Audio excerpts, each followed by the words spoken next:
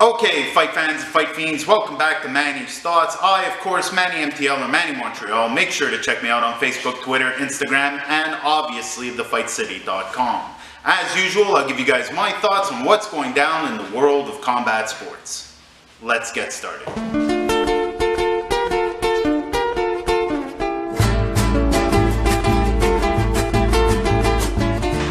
Okay, so this week we are live from Donnybrook Boxing Gym here in Côte St. Paul, Villemart, St. Henry, 4912 Brock Street, Montreal. Make sure to check them out on Facebook, Twitter, Instagram. Fantastic gym, home of yours truly as well, home of the Canadian champion actually.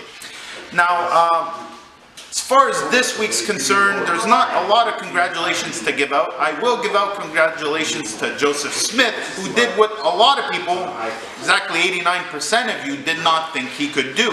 And that is put the exclamation point on what was a great career for Bernard Hopkins. Sadly, we didn't get the storybook ending to his career. We got a bit of a surprise, a shock to everybody. Bernard thrown out of the ring like a bad Martin Lawrence episode. Bernard deserves the respect despite all the horrible memes and everything that have ensued since. A lot of people complaining that he's not being a gracious loser.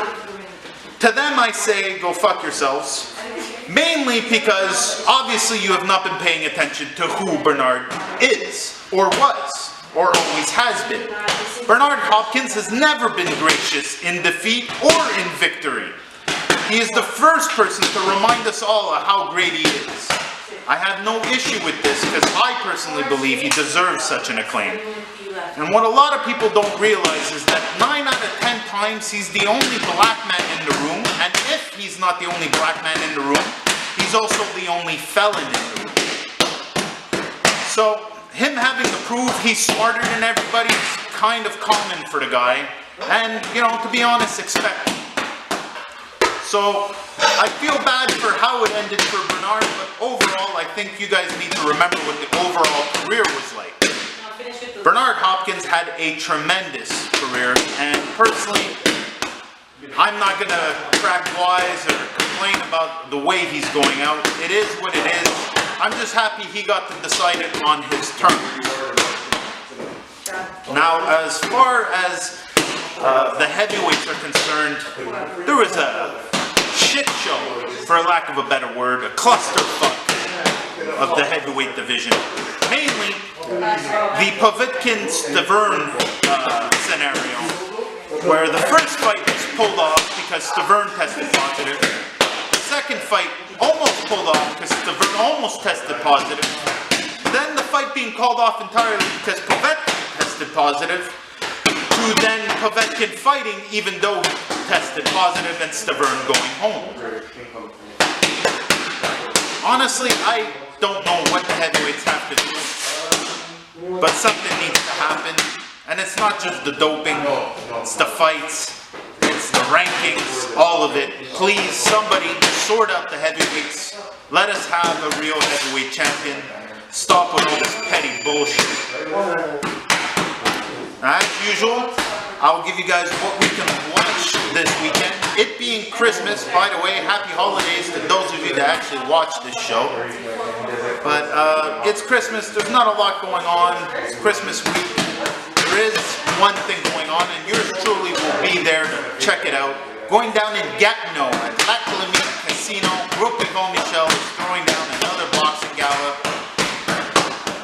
Arthur Beterbiev in the ring, undefeated prospect, all kinds of whispers of him fighting Ward, Kovalev, Adonis. Beterbiev is up there, and undefeated record will be on the line against Prieto, who's been in Montreal a few times before. Will definitely offer us a solid fight and a solid test for what Beterbiev is supposedly going to bring to the table.